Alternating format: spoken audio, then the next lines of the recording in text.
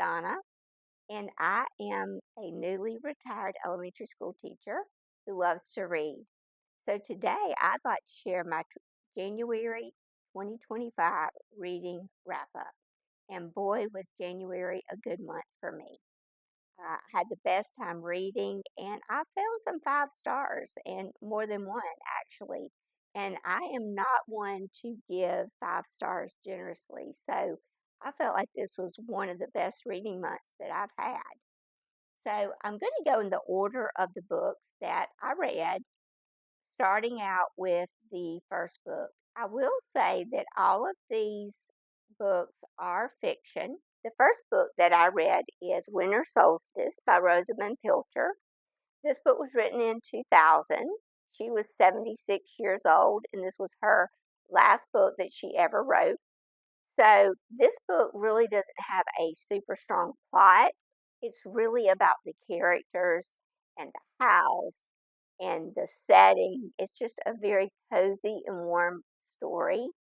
This book has 5 characters that it follows, and it starts out with the main character, Elfrida Phipps, and she is a retired actress, stage actress from London. And she is a very lively person. She's eccentric, and she really doesn't care what anybody thinks about her. And so she decides she wants to start a new life, so she moves to Dibton. And there she fits in, she meets friends, one family in particular that she's very good friends, becomes very good friends with. And one day she decides that she's a little lonely and she goes on a holiday to visit her cousin and his family. Now, when she's gone, a tragedy takes place, and she finds out about this tragedy when she returns. And it's happened with one of the families that she was very close to. So I'm not going to say any more than that because I don't want to give any spoilers. But she ends up moving with one of the characters to Cregan or Cragen, I'm not sure how to pronounce it, Scotland. And this character inherits half of this estate. So they end up moving there. Throughout the story, these other characters begin to show up. And it's through this tragedy that this tragedy brings them all to this house. And this is during the winter solstice and over the Christmas break. And it's just, I don't know, it's Rosamund Pilcher's writing is very descriptive, but it was just a warm, cozy, fun winter read. And I gave it 4 out of 5 stars.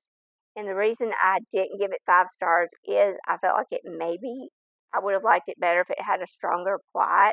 Although the characters were very relatable, she did a very good job describing them. The character development was there, and I definitely feel like this was a pretty good book. I know a lot of people reread this every winter, and I can't say that I'm going to reread the book, but I enjoyed the story and I'm glad I read it. Let's move on to book number 2. Book number 2 is part of a trilogy, and it's part of the Beartown trilogy by Frederick Backman. And this is a fictional story. It's a sports fictional story, and he published this first book in the trilogy in 2018. And I read this one in December, and so I decided, well, I'll read the second one in January, and I'll read the third one in February. But that doesn't happen. I read the second and the third one in January because I just couldn't wait to find out what happens. So don't let the genre of sports fiction deter you because this is not a story about hockey. This is a story about people. And Frederick Backman does such a good job with these characters. His character development is on point. You will fall in love with the characters, and you probably will not forget them either. So this book starts off where the where this Beartown story left off. So I'll kind of do a little background story, but the story takes place in a deep forest in Sweden, and there's a small community there called Beartown. And in Beartown, they have a junior ice hockey team. And the junior ice hockey team in this first book, they were getting ready to play in the national semifinal championship. And one of the members of the team, of the Beartown team, commits a violent act. And it kind of turns the whole community upside down. And if you know anything about small towns, everybody knows everybody, and everybody knows everybody's business. And so it just kind of turns this small community kind of upside down, and they're just not sure what they're going to do. So this book, Us Against You, I don't have a copy of it because I checked it out from the local library and I've returned it since. But this book begins where Beartown leaves off. So they're dealing with this aftermath of this violent crime, and there are the same characters, and then he introduces some new characters in the story as well, which I thought was really neat. But so Beartown has a rival team, and they are from the small community of Head that's close by. So Beartown is struggling to survive after this violent act happened, and the players learn that they may be disbanded. A lot of the hockey club's resources are going to this other team, and a lot of Bear team members go over and start to play for this other team because of what's happening. But there are some that stay, but the coach has resigned or retired. I can't remember which one.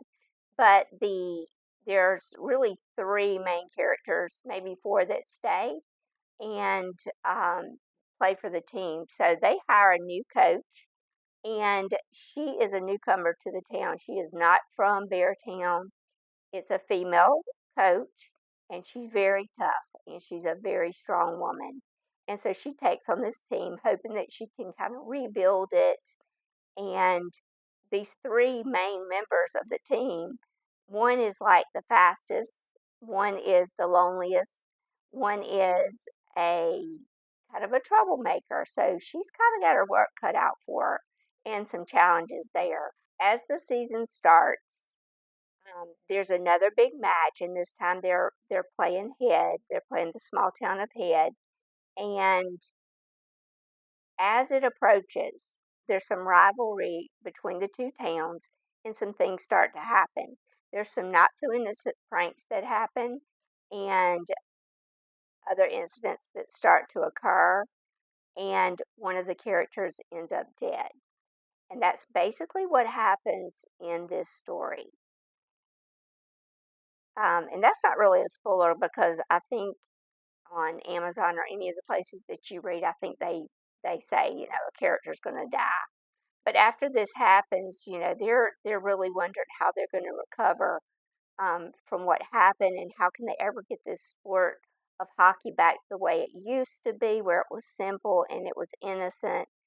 Um, and like I said, these characters are so relatable. And I really related to this book because I grew up in a small town. There are some similarities in the town that I grew up in and Beartown, and how sports really does drive these small communities. I gave this book 5 stars all the way around. And this was my first 5 star of 2025. I love this book so much, and I still think about the characters from this story. So that was book number 2. Oh my goodness, book number 3. I'll go ahead and tell you, this was another 5 star read for me, and it's called The Frozen River. It's very popular right now. This book is by Ariel Lawhon, and it is a historical fiction mystery. This was published in 2023.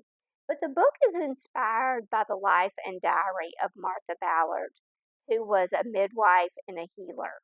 This story takes place in 1789, along the Kennebec River. So this is in Portland, Maine. So the main character, Martha Ballard, she lives along the shores of the Kennebec River, and she lives with her husband and her children. And she is the midwife of the town, and she's also known as a healer. So the river freezes one day, and they find a dead man kind of entombed in the ice of the river. And so they ask Martha if she will investigate or examine the body to determine a cause of death. You have to understand, she's very privy to a lot of information that happens in this town because she's a midwife and a healer. So she is around a lot of people and she hears a lot of stories. So when they ask her to examine the body, she agrees to do it. And she's been keeping this diary since she was 50 years old. I think she's like 53 in the story. And she records every birth, every death, every incident that happens, crimes that happen. She records all this in her journal. She documents a rape that has happened in the community and by two guys. And they are very well respected gentlemen in the community, well known. And one of the guys is the dead body that they found in the river.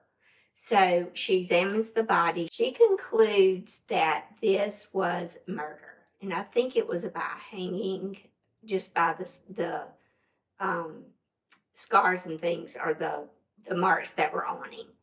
But there's also this local physician who disputes that and says, no, this was an accident. Of course, this all has to go to trial. This will keep you on the edge of your seat, no doubt. I thought this was an excellent book. The fourth book that I read in January is called How to Read a Book, and this is by Monica Wood. And I picked this up because I am very interested in reading books about books or books about bookstores. And this was one in my search for something to read. This is one that I came across that had pretty good ratings. And so it sounded interesting. So this is the one that I picked up. I would like to pick them up like every month, get a book that talks about books or bookstores. This one was published in 2024. It's a literary fiction. This book, it takes place in Portland, Maine, and we start out with this main character whose name is Harriet. And Harriet is a retired English teacher. And she's kind of right there at where she's going to be facing empty nest soon. And so she wants to do something with her time. So she starts a book club at a women's prison. And there's some interesting women in this book club. But one of the main characters in the book club, her name is Violet. Violet is nearing the end of her sentence, so she's about to be released from prison. I think she served 22 months, but she's in prison for manslaughter.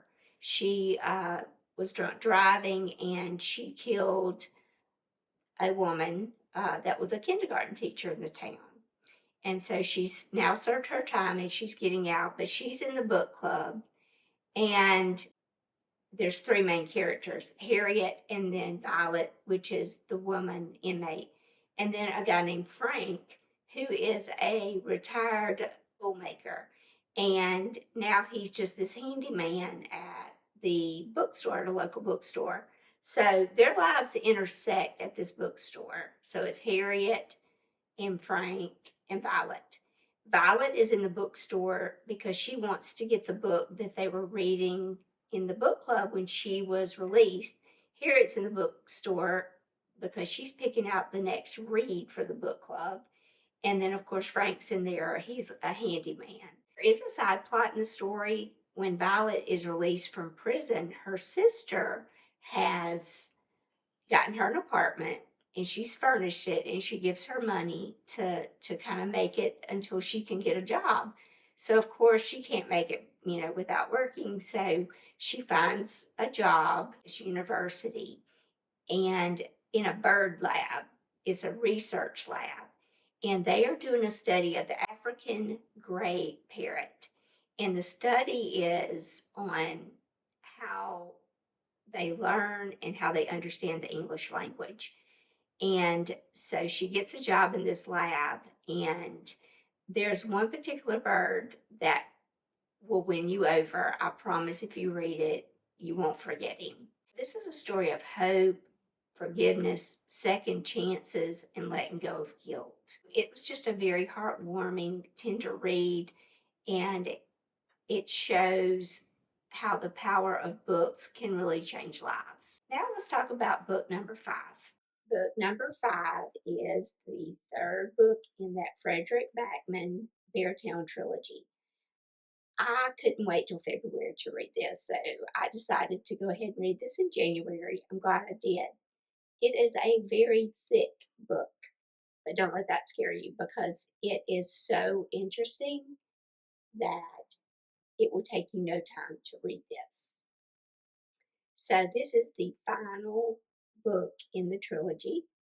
Same characters again, and a few new ones are in this as well. The setting's the same. It's taking place in Beartown, which is in Sweden.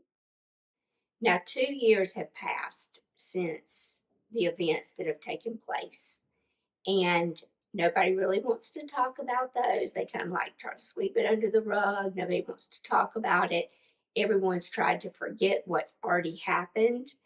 And the story begins with a terrible storm. It's late summer, and the storm comes through the, the community and causes some major damage. And the rivalry team, which is the team from Head, their ice rink is badly damaged. And so this kind of reignites that rivalry between these two teams. And you're going to learn early on because he tells you that somebody dies. Another character will die in this book. And I think he does that mainly to create that suspense while you're reading it. And I will tell you, I was on the edge of my seat reading this, thinking, now who's it going to be? Which character is it going to be? So he does create that suspense on purpose. And two of the characters that had left Beartown to seek a new life have come. They've returned. They reconnect with their childhood friends because all of these characters grew up together. So that is an interesting thing in the story too, because you really are watching these kids grow up. And a new ice rink has been built, and tension between the two towns, it's on again.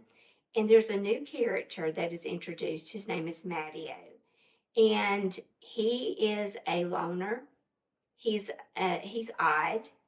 He has been alienated from the rest of the community. Nobody's his friend. Even his family doesn't really spend a lot of time with him. His parents spend more time doing like charity work than they do taking care of him. And this Matteo character, he is mourning the loss of his sister who died from a drug overdose. And one day he finds her diary. Her name was Ruth. He learns what led her to the drug abuse, and he is seeking revenge on the people that are responsible. So all I can say is another character dies, and you'll just have to read it to see which one it is. But through all three of these books in the trilogy, Batman's storytelling, the man has talent. He can write, he can develop characters, seriously, like one of the best writers that I've read. And I read A Man Called Ove by him, but it was I don't know, maybe 2016. I read that and really liked it, and just had never picked up any more of his stories. But I will be reading everything this man writes because he has hooked me as one of my favorite writers now.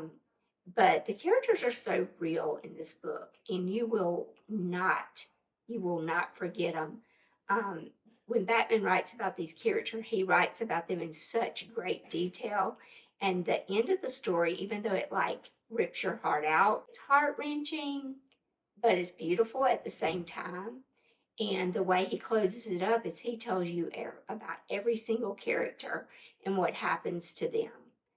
And I guess that's what makes it so heartwarming is there's some success stories there, and it really makes it worth it, even though somebody does lose their life in the book. So, of course, I rated this one 5 stars as well. So that is 3 5 stars in January alone. I've never had that many 5 star reads, so that was really good. My favorite character in this book was Benji, and he had the biggest heart ever. And very early on, and I think this is the teacher in me, I liked him.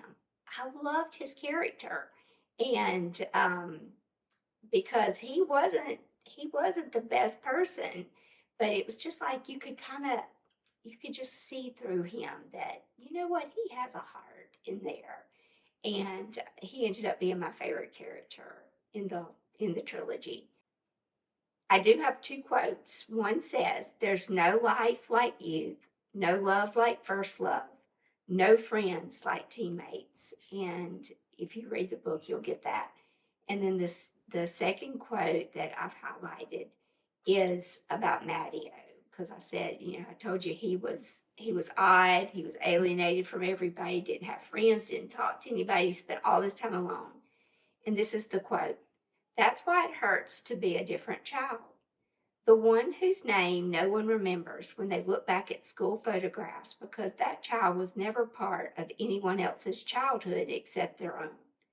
It's so cold being outside other people that you freeze to death all by yourself." And that's exactly what happened to him. So there it is. Those are my 5 books for the month of January. I hope you enjoyed this video, and I'll see you in the next one.